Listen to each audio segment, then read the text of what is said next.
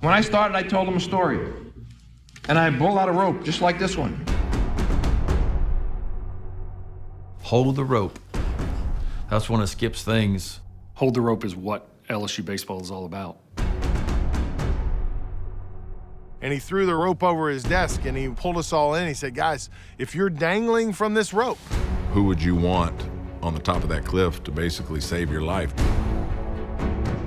Most people always got the answer wrong. In fact, I think everyone got the answer wrong. The person you want holding this end of the rope, I don't care who it is, Coach. As long as he's a teammate of mine, I know he'll never let go because we're one. And we only have one ambition. We only have one heartbeat. This is it.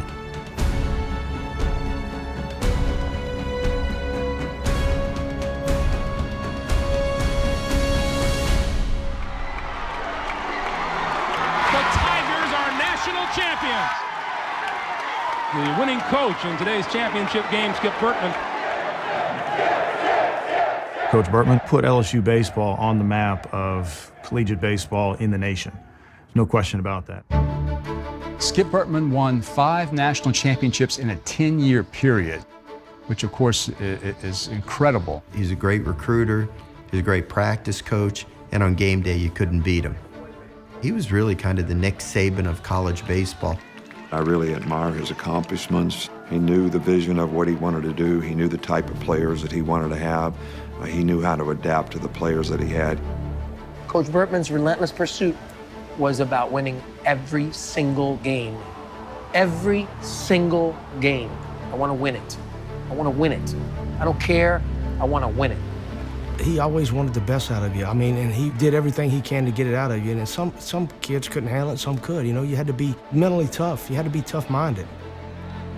He's like, hey, Bird, give me the ball. This is not your fault, see?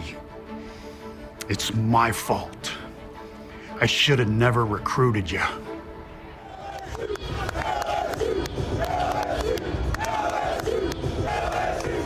He's just more than a coach who won games at LSU. He was a personality.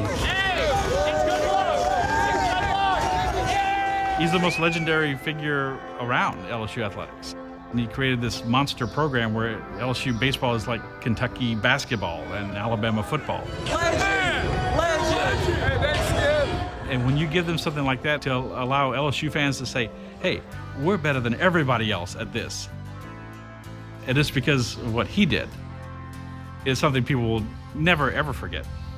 When history's written about Skip Bertman and you look back 50 years from now, it's going to be hard to say he wasn't the most important sports figure in LSU history. And not just baseball, in LSU sports history.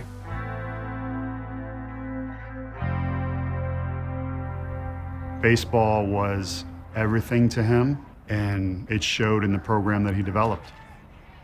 He had an insatiable love for baseball growing up in Miami. This is popular Miami Beach, the playground of the Americas. My father moved us as a family from Detroit, Michigan, when I was very, very young. I played football, offensive lineman, and I was a catcher. And I played at Miami for the 4 years. We would be playing baseball, we'd be sitting in the outfield, and we would all talk about where we wanted to go. But Skip, even at that age, always wanted to coach. Coached first when I was 15 years old. Kids were 12. I had mentors. Max Sapper had played a lot of professional baseball. He and Skip got very close together, and Skip just followed him and followed him. And that's how Skip learned his coaching.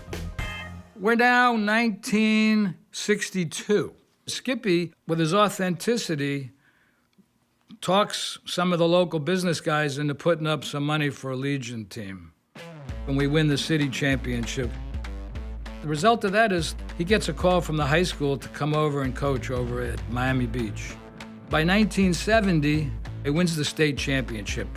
How does a high school team win a state championship, Florida, with a team batting average of .222? It was Skip. he was worth 3 runs by himself in the dugout. We had 6 or 7 different plays while that guy was in a pickle getting tagged out. When did we run off third? When did we try to score? When did we not try to score? We would practice that day in and day out. Who does that? Who did that? Only one person, Skip Bertman. Skip was the person that helped all of us live our dreams. What Skip used to call the AIK, which was anticipation, instinct, and knowledge. If you have that, you're way ahead of the game. By the time he left, he was almost legendary. You leave Beach High and you go to be the assistant head coach at University of Miami. It's a pretty good resume. Is this an end for you, or are you looking to perhaps be head coach at a college yourself someday? Well, yes, I think I'd probably like to coach, be a head coach. I don't know that I'd like to go away from Dade County, though. Wait, a head coach in college in Dade County? That's right. Guess Ron Frazier better look out. Miami was kind of like a 3-ring circus. Coach Frazier was doing the promotions, but Coach Bertman was doing the baseball stuff. And Coach Frazier said it, Skip's going to coach the team, and I'm going to raise the money, and we make a great marriage, and it's a great team. He was a very detailed guy. He had a strategy, and he taught the thought process behind how to try to get a hitter out. That 82 team started to click. And honest to God, I don't know what happened, but our pitchers, Skip got those pitchers to think they couldn't lose. We blew through the NCAA regional in Coral Gables and won in double digits. And get out to Omaha, and I felt like this is it. This is the moment. I always like to replay the 1982 deal about the trick play, which was really well orchestrated. In Monday night's 4-3 victory over Wichita State, everyone's talking about Miami's fake pickoff play. My brother Phil, he had the green light, and he had the ability to pick the right pitches, and he could run. You don't really want to do that to the leadoff batter, especially when it's a fellow by the name of Phil Stevenson, who's stolen 86 bases. I saw a version of this play in American Legion baseball tournament up in Jacksonville, Florida. And I said, we got to do this. Skip's role in the play is to have the courage to do it on a national scene. It had to be like dusk. Kasperzak had to step off the rubber, fake it, and then because of their large leads, they had to dive back. We just knew he was going, and he knew he was going, and you could tell by his lead that he was going. So when we got the signal from Coach Bertman that the play was on, my job was to go down to the bullpen and make a ruckus. So the signal was putting my finger in my ear because I just didn't think it would happen. And I says, run, kid, run. Ball is thrown away. Not into the... Oh, now they've cut it off, and Stevenson is going to be out. How about that for a decoy play? Fooled everybody in the ballpark. I didn't expect anything like that. That Skip is a little devil, you know that, right? This is one of the better plays you'll see. Look at that decoy. See those two guys? That isn't by accident. They're all looking there. And there's Rona. He gets the ball from Kasperzak, and it's an easy out. And the throw was never even made. The pitcher had the ball the entire time. He stepped off the back of the mound and faked a throw. We talked to the umpire before the game. The coach is saying he's going to step back and pump because he's got to be off the rubber. So the umpires knew, don't call a balk or anything, don't stop the game. People tried other tricks on the field, but nothing reached the grand illusion. It really lifted us to get us through that game, but I think more than anything, it lifted us for the next 2 games. We felt like we were bulletproof. And they're out, and the ball game is over, and Miami has won the World Series. I was happy, but I knew that I'd win again, somewhere, sometime. My vision was that Ron would become the athletic director and I would be the baseball coach at the University of Miami, where I went to school. And that was the one that just didn't happen. I was president of Letterman Club at LSU. I was chosen to be on the committee to pick a new athletic director, and that's when we picked Bob Broadhead back in 1982. I would talk to him about the baseball program. We needed to take a hard look at it. In 1971, I was a rookie sports writer at the Miami Herald, and then I went to work for the Miami Dolphins as their PR director. Bob Broadhead had accepted the job, but he hadn't left the Dolphins yet. And I said to him, I have a baseball coach, and you have got to listen. And that's when I told him about Skip Bertman. Never dreamed of having Skip Bertman come and coach the LSU Tigers. Fortunately, I was able to land him. I think he's the best baseball coach in the country. It's an agonizer. I've lived here all my life. I love it at Miami. I love the University of Miami. I just don't think I could live with myself if I didn't take an opportunity to go for the gold. This was an adventure. I just was very willing to move and for him to get the job of his life. My daughter said, go ahead. And my wife said, go ahead. I started for $30,000. I was making twice that much at Miami. But I knew I could do something, and I wanted to be a good coach. You got to win. The guy even promised me here if I win. And really, anybody in baseball sort of knew that LSU was a seed that needed to be planted and fertilized. And when Bertman came in here, I think he saw the promise.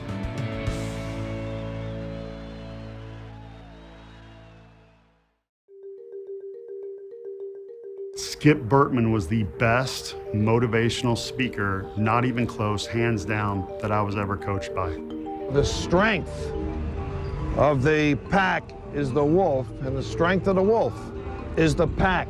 Anything at all that you can vividly imagine, if you ardently desire it, if you're sincerely believing that you're worthy of it, and you enthusiastically act upon it every day, it must, absolutely must, come to pass. It came from Paul J. Meyer. What that means is anything that you really, really want, you can see yourself doing it, that you are willing to do whatever it takes to achieve it, and you go all in. That quote defines everything. When Skip came over here before the '84 season, it was like most other baseball programs in the SEC. It was just seen as something to bridge the gap until next football season. Before he got here, literally there were some games where the only people in the stands were family and girlfriends, and the girlfriends would be studying. They'd have their books with them. We went over there one time to play, and then it was in the rickety ballpark. I didn't even want to walk in the bleachers for fear of dropping through them. I never knew anyone who was as good at building all facets of a program as Skip Bertman was. In Louisiana, baseball was 20 to 30 years behind the times. We had to there was no place to take a shower. We had to put shower heads on, so I made a list of 60 things. Went to the Board of Supervisors with this legal pad, and he told them, this is what I need. In the early years, you were a painter, you did grounds work, you helped pressure wash the stadium. You did everything that it took from a grassroots level to build a program. It took a different type of player, I think. You couldn't have been a prima donna and walked into that situation because you were going to get your hands dirty. Because anybody that's seen The Karate Kid knows why. Coach was teaching baseball, it was sand the floor, paint the fence, wax on, wax off. Oh, you could tell from the minute he got here that he was different, that he was, he was going to spread the gospel a little bit the way that Dale Brown had done a decade earlier with basketball. We bonded immediately. We spent a lot of time in our offices talking to one another and picking my mind, and I'd pick his mind on things. I did about 80 speeches a year, and of course I'd come up with classic funny jokes that they were all used in Miami. Now we just brought them up to Baton Rouge. We had guys miss the ball. We had guys miss the dugout coming in between innings. Remember, nobody knew who I was. Nobody knew much about baseball. Hey, Bertram, we're 1 point down. I said, there runs, we'll get some more. And I would, try and educate them one at a time. Skip called me and said, Richard, you clear out your parking lot and we'll get kids down here and put on a clinic, baseball clinic for them. I put a little ad in the paper. One man, one kid, and a dog show up for this clinic. And I've got 200 people in the back of my store with a guy doing turkey calling lessons for turkey season that was getting ready to start. And as we're talking to him, The guy is doing a turkey gobble, gobble, gobble, gobble, gobble, gobble, gobble. There were more people paying attention to this guy doing turkey calls or duck calls than the baseball players. I mean, it was crazy. 250 people are at the clinics for the turkey call, the duck seminar in baseball. Like, it's like 6 kids outside. Like, oh my God.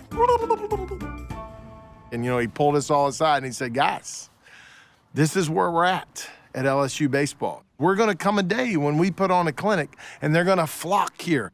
It's going to happen. You got to believe it. Trust me. He really had the vision that he wanted to grow baseball in the state of Louisiana. Our basketball team had a Saturday afternoon game against Kentucky.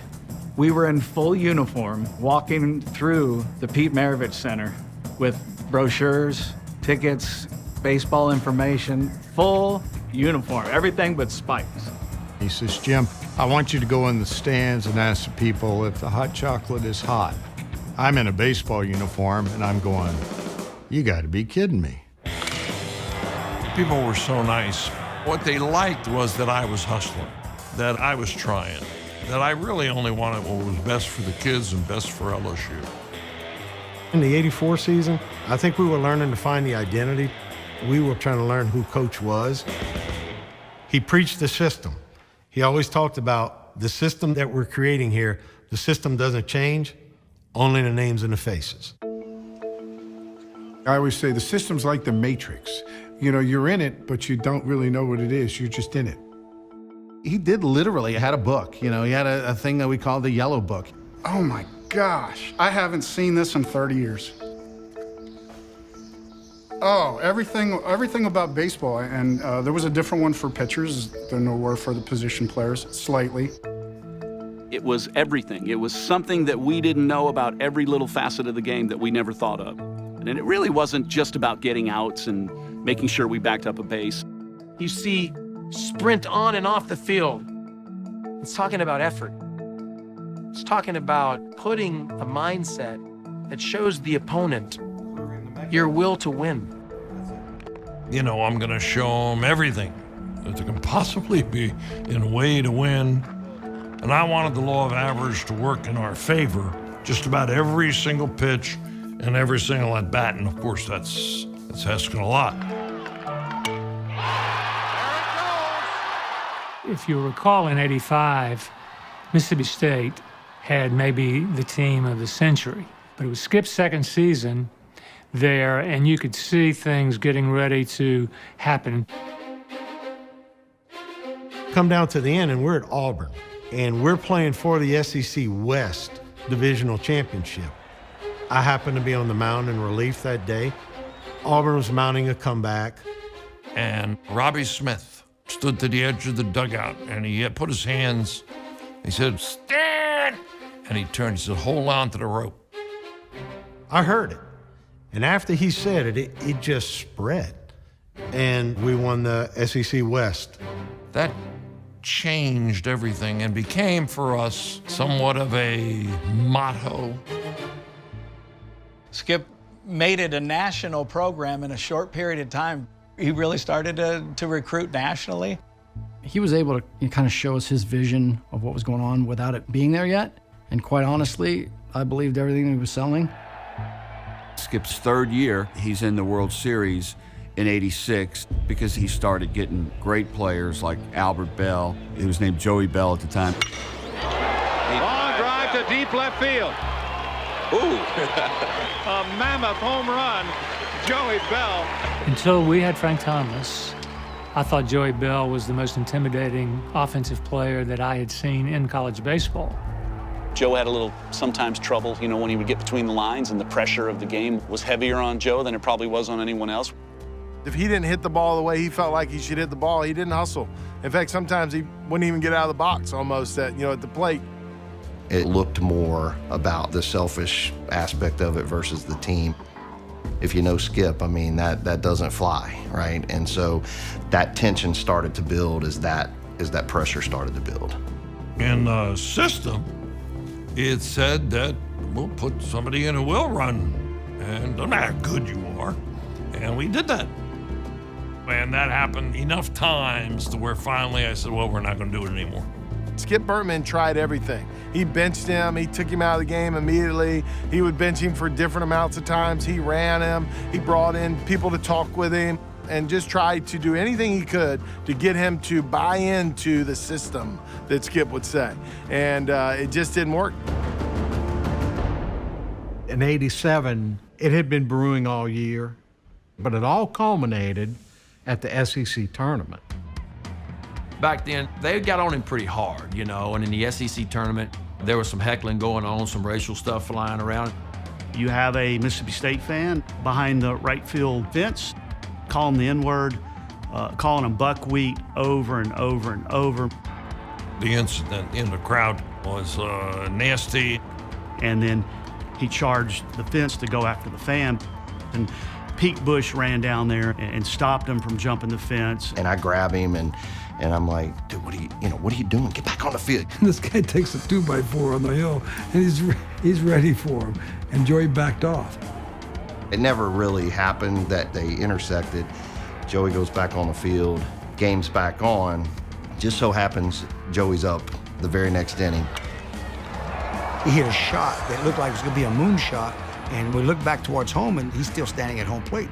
He hadn't left yet. Joey has to sprint. He's safe at first by this much, right? And Skip calls timeout, puts in a pinch runner. He didn't run it out. I said, now you can't play in the regional. And he was angry, and he left. There were some opportunities in there for him and Skip to meet and to apologize to the team. They were never able to get on the same page about that, and so he never came back. There was a sense of loss for me to play with someone the whole year and him not be there when it's time to shine in the World Series. But I never left my '87 season thinking that Coach didn't do what he tried to do to keep him on the team. Knowing what I know now, see, Joe didn't respond to the lesson like I thought he might. You know, that was on me, I guess. You know, he went on, became a great baseball player, which I'm happy for him for that. Even though I don't see Joe, haven't seen him in a long time, I was proud of that kid because he had some tough roads to go. Skip Bertman will go to the mound, and he's going to make a change. He's going to bring in Ben McDonald. In '87, they were as close as any team could be to winning the championship and not winning. Because if they beat Stanford that night, their pitching is set up to go through and win. Deep to left field, way back there, gone! A grand slam homer! Stanford wins! And thank God for Skip. And he says, listen, sucks. Now the question is how are you going to respond to it? Ben McDonald's the best player to ever play at LSU. He was a better player than I was a coach. I remember Coach said, guys, listen, 0.1% of anybody that puts on a uniform is going to play Major League Baseball. And his name is Ben McDonald, and he's sitting right there. So you guys all have to go to class. 5 strikeouts in a row for McDonald. Ben always answered the bell. And there's the ball game. Ben always got the ball in the big game. At LSU in college baseball, nobody was better than Ben McDonald. By '89, I felt like was the year that we really started to turn the corner. And we really started to put a lot of people on. So in '89, we were in the regional before the World Series. A&M at the time was ranked #1 in the country. Texas A&M, they had Chuck Knobloch, John Byington. It came down to having to beat them twice in the same day at their own ballpark in front of their own fans. I think Skip used every single motivational technique and every single mind trick that he could to get us ready. Skip is legendary for having a team meeting before a big game and having a big speech. I remember it like yesterday, man, because it's a scam.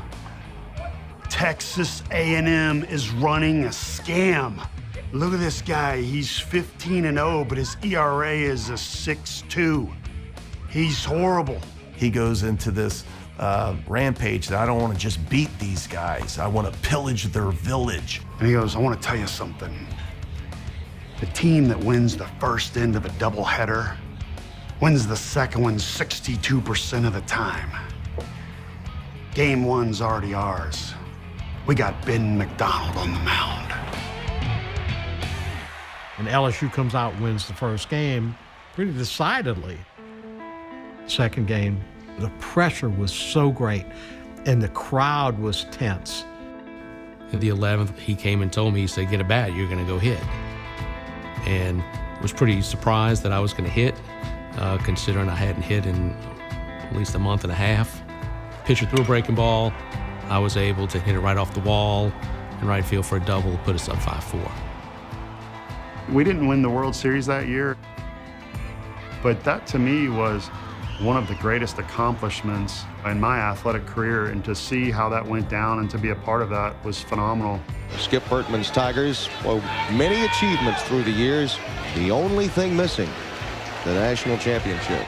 Prior to the 1991 season, there was actually a little bit of pressure on Coach Bertman and the program, believe it or not, because they'd been to the World Series 4 times, hadn't won it, and people were starting to wonder, are they ever going to win it? We knew we were going to be good. We kind of started off lackadaisical, and then Skip gave us a little speech. Coach Bertman made us play pomp and circumstance because he told us, hey, we got to graduate. Graduate mentally. You know, we need to bust through the pressure barrier. When we went to Omaha, they just completely demolished every team we played. And you could feel it, you could see it, and it was from every game, and it was probably the best team I've ever played on, and it was by far the best series we've ever played, because we really racked up some numbers. I think it was a great 1-2 punch with Gary and I, because if you walked me, you still had him. If you pitched to me, I could do some damage. It was one of those at the right time, at the right place, to the right moment, at the exact timing, and teamwork comes together. And that was one of those times. We just had such a good team in 1991. Chad Auger just was remarkable against Wichita State. He could call a spot, and I could almost throw it in a coffee can at that point. I wasn't as sharp as I normally was, but I threw the ball, and just got us late in the game. Skip always had this thing where he never would take the ball from the pitcher when he was making a pitching change. He wanted the ball to be transferred from the pitcher going out to the guy coming in. And when he gave the ball and he put it in his glove, I heard him say, hold on to the rope. Boom.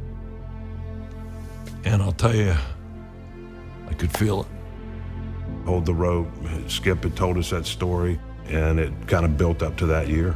When he said hold the rope, it really, brought it all together. It was really a defining moment in my career, and it was a whole lot of fun when it ended. And here's the pitch. Swinging a ground ball to Mook. He's got it. Thank you and good night. That's it. And the Tigers are the champions of collegiate baseball. I'll never forget this for the rest of my life. And I said, Coach, we won. I was crying, and it was super emotional. And he said, we're supposed to win, Lou. We're supposed to win.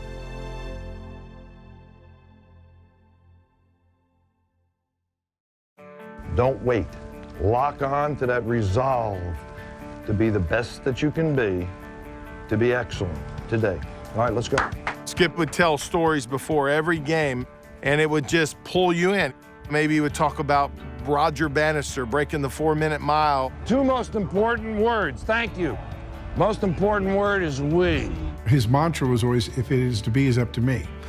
Meaning, you're in charge of your confidence, you're in charge of how hard you work. Coach Bertman used to always say, guys, baseball is not the nation's pastime. See, it's TOB, transferal of blame. See, everybody transfers the blame to somebody else. One of my favorites was HWA, How to Win Awareness.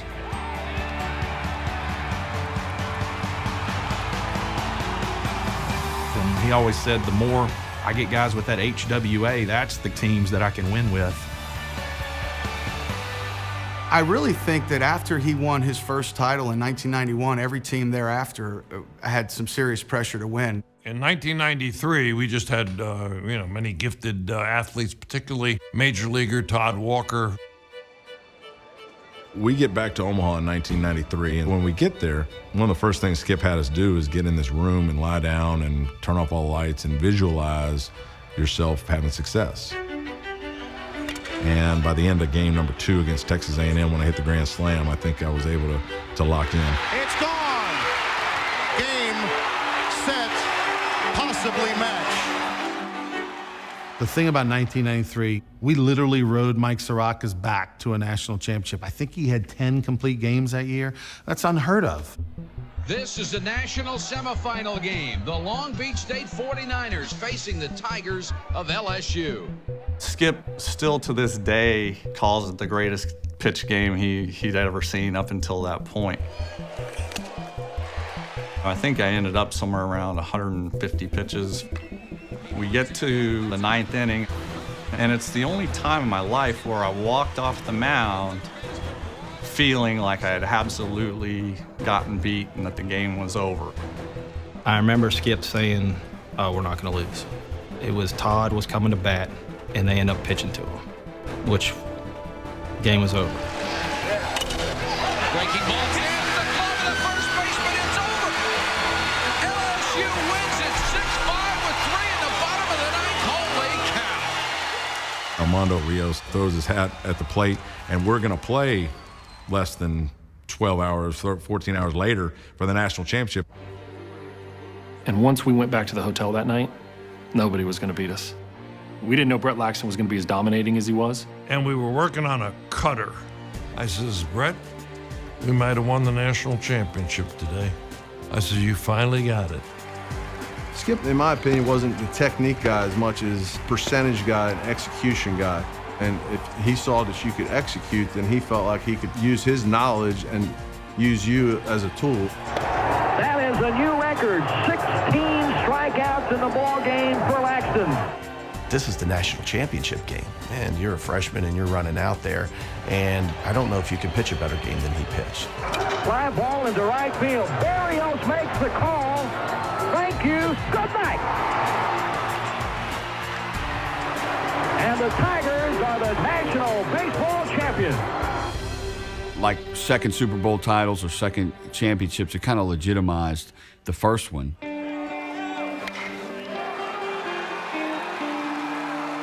In '95, Warren Morris, he was one of the best players in the SEC. About the 12th game into the '96 season, I hit a ball off the end of the bat, and I don't know, I guess that's where the actual break happened. Because I got to first base, I didn't have any strength in my hand. So I rush and I call the Olympic trainer who worked with the Toronto Blue Jays, and he says it's a hamate. They said, you can have surgery, they take the broken piece out, and as soon as your scar heals, you're able to play. It's just the unknown of how long before you're able to be back to yourself again. Warren's able to come back for the SEC tournament. All he can do is bunt. The Tigers don't win the tournament, but he gets stronger and stronger. You get to Omaha, I get towards the end, I'm closer to 80 or 90%. Finally, we're going to play the championship game. He comes up to me at practice, and he says, Coach, it feels great. LSU met Miami for the College World Series title today. One player who helped get LSU in this position was second baseman Warren Morris. And the Tigers were 21-0 when Morris was in the starting lineup. What a game. The proverbial two heavyweights duking it out. Cooley up with the ball again. Marcinza to the plate. The throw is offline, and Miami has the lead. 8-7 Miami. I couldn't fathom us not winning that game. How did I feel coming into the bottom of the ninth? I felt like this is a team of destiny. Let's see how we win it right here. They had their ace, Robbie Morrison. What a breaking ball. Here's the payoff pitch to Lanier. Struck him out. There's 2 gone. We still have an out. So Warren's walking up, and I just looked at him and said, hey, I said, you got to pick me up. Brad Wilson's on third. I'm the 9 hitter. I remember thinking, even if I strike out, I'm striking out swinging. I'm not going to be passive. I'm not going to let first pitch come through. Warren left-handed. He just goes down and he hits it. And immediately I say to myself, this game's tied. Warren's, that's got a chance. Swung on and hit the right field. That's way back there. Way back there. Home run! Tigers win! Tigers win! Home run! It's a two-run home run! And the Tigers in the national champ! I don't believe it! That's part of that ardently desire, you know, and sometimes if you desire something so much, you know, he says you can see it. You can see yourself walking across the field to accept that trophy. Well, I had done that. Warren was able to hold the rope, and he was able to pick me up. This is the greatest championship that I've ever been associated with. I know Warren would believe, and I too have fantasized that I'd be coaching the bottom of the ninth at the World Series. All I did was turn in a batting order. The climax of the 96 homer being Warren Morris put a little oomph into the LSU mystique. This is about as high, mountaintop as you can. Holy cow! To this day, everybody knows where they were when Warren hit that ball. Don't ever forget the power of the human spirit. Congratulations, Tigers.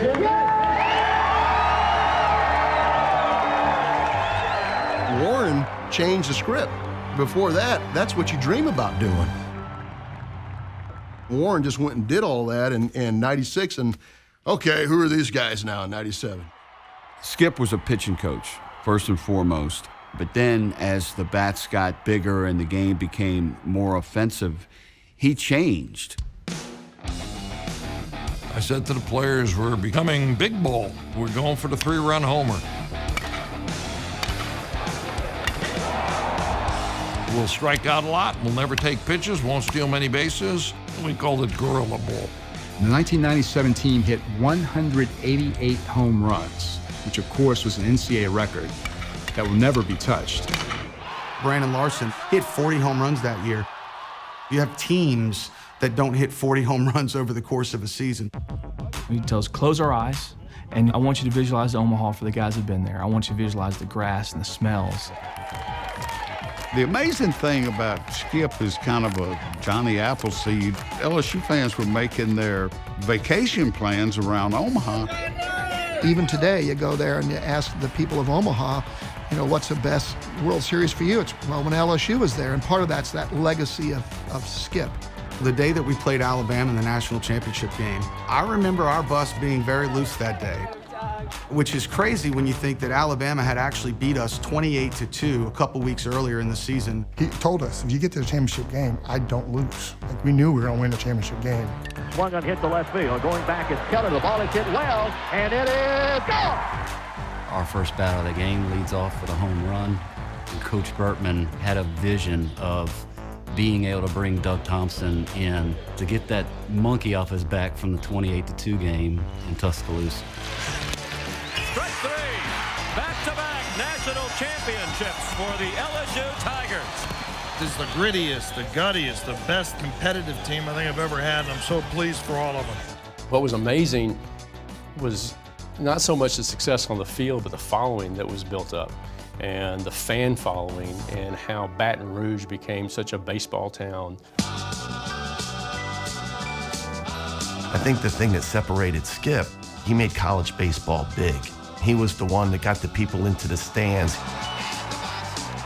There was an atmosphere, a vibe at Alex Box Stadium that you didn't see anywhere else. People would stand for 3 hours at the box, and because it was very close to the field, fans are 30 feet from home plate. They were on top of you, and the other team was so intimidated by that. Every year since 1996, LSU has led the nation in college baseball attendance. In fact, there have been some years where we actually outdrew the Miami Marlins. I wanted baseball to be successful for everybody. I want everybody to have some of this. It's just the greatest game in the world. All right, here we go, guys, go! Skip got to Omaha at 98, but didn't win it. 99, he didn't get to Omaha. And people were saying, oh, the game passed him by. Coach Bertman in the 2000 season had not announced that 2001 was going to be his last year. I think Skip knew it was approaching the end, and it was like, okay, let's go. You know, this is our time. It was a one-game winner-take-all. We're playing Stanford. But before the game, Skip gave us one of those speeches. Those famous speeches. Always be swinging. That's what got us here. That's what can win it for us. He was basically telling us, be aggressive. Go out there and let it hang out and let it happen. Because you represent LSU, your family, and your maker. Today, let's enjoy the moment, have fun, and let's be the champions. Let's go. We knew we were going to have to grind in 2000. Stanford was a very talented team. And so we went into that game knowing we were in for a fight. And at the end of the day, what Coach would do was prepare us for those moments, right? And make us believe that we could.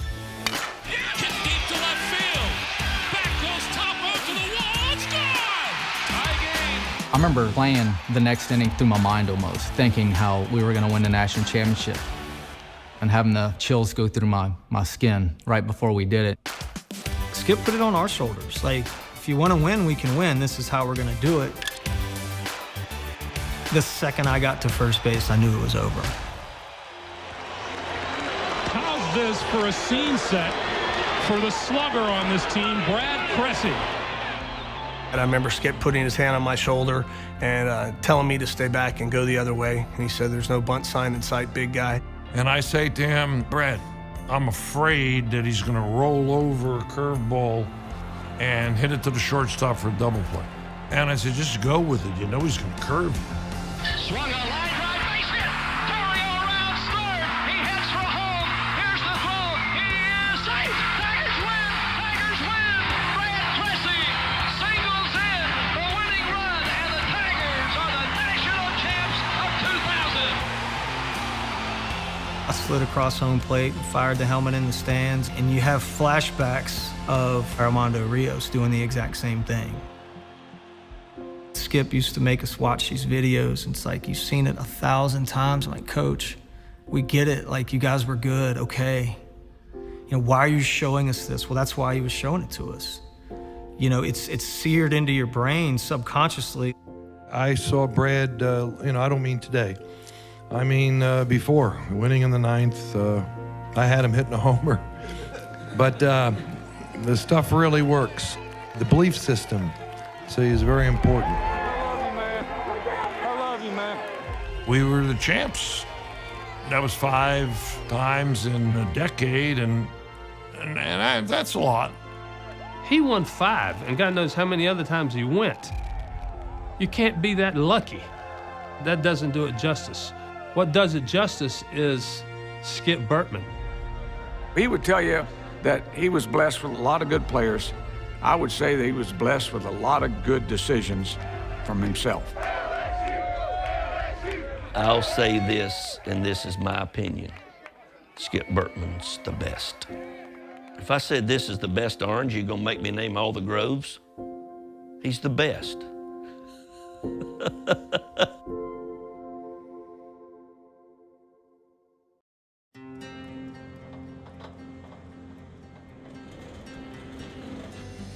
This stadium, Alex Box Stadium, Skip Bertman Field, is here because of his innovation, because of his foresight, because of everything that he dreamed. It all became a reality, and it's all right here in this stadium. Oh, yeah, that's one of mine. It's amazing that he hasn't coached since 2001, because you talk to him and you listen to him as if it was just a few years ago that he retired. In that last 2001 season, we wanted to get him back to Omaha to be able to, say his goodbyes there. But, it didn't happen that way. We played the Super Regional, and of course that year Tulane was the host. Tulane was too tough, and they won. Tulane is headed to Omaha. And Skip walks out of the dugout, walks over to the Tulane huddle, and he gives them the same talk he would give his team as if they were going to Omaha.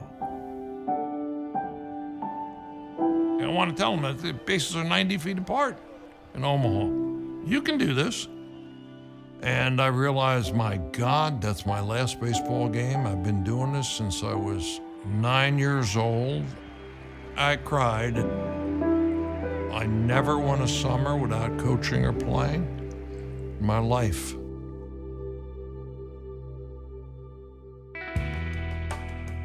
We had a transition going on, and I've got to hire an athletic director. And in many respects, it was, somebody that I could turn to and say, okay, Skip, you're stepping down from baseball. Would you do this?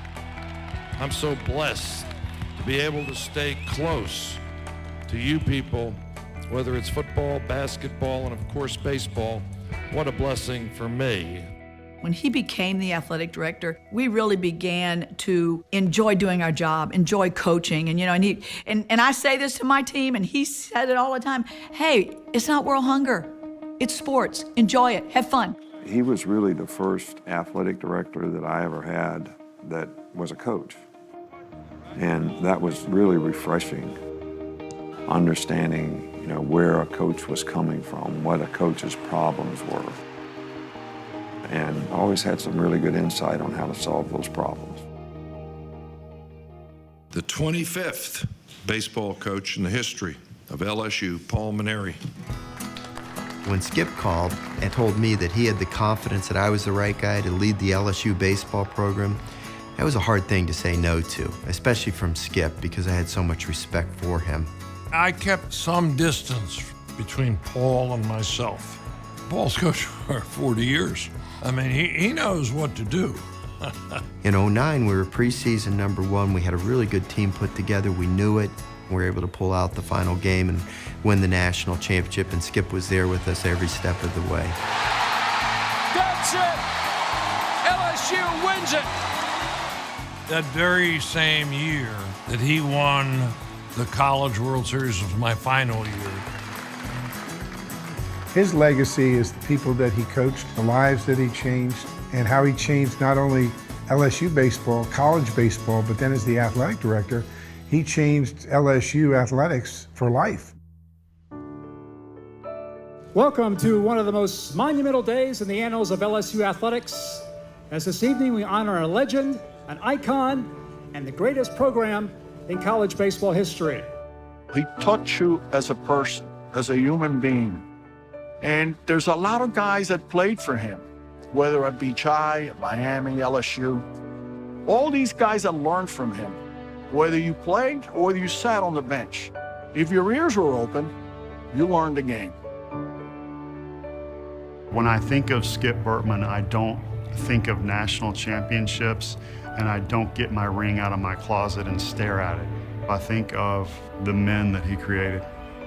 Even now, to this day, I had a couple rough spots in my life where I struggled, and he called me. And I didn't put him on the map. I wasn't anybody special. I didn't make it in the big leagues, but he called me. That means a lot. Other than my mom and dad, he's the single most influential human being in my life. I'm a better son. I'm a better father. I'm a better brother. It's the greatest blessing I've ever had, besides my family, my wife, my kids, my parents, is to be mentored by that man. Changed my life. Everybody's got their piece of this row, without a doubt. I mean, that's the strength of the program. If you vividly imagine, ardently desire, sincerely believe, and enthusiastically act upon it every day, it will come to pass. Anything that you vividly imagine, Ardently desire. And when you say ardently, you got to grit your teeth and say ardently desire. Ardently desire, sincerely believe. Sincerely believe and enthusiastically act upon.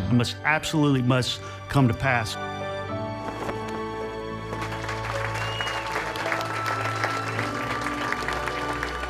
Look, star in your own movie.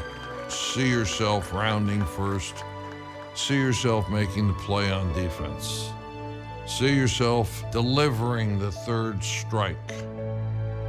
See yourself hitting in the winning run. What a break, and what a break it was for me to be the coach.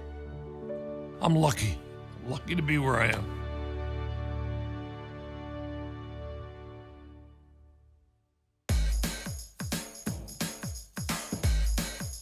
Everybody likes to imitate Skip.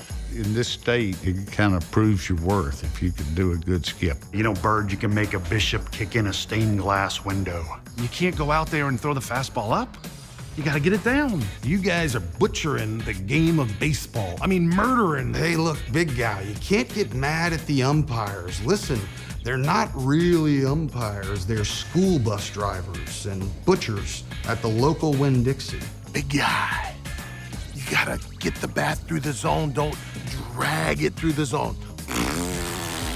Ooh, warning track power. Just miss, Mr. Moon, just miss. Well, Mark, you know, you're just not very good at this. Did you make these questions up? No, I sure. ESPN did, Coach. Yeah.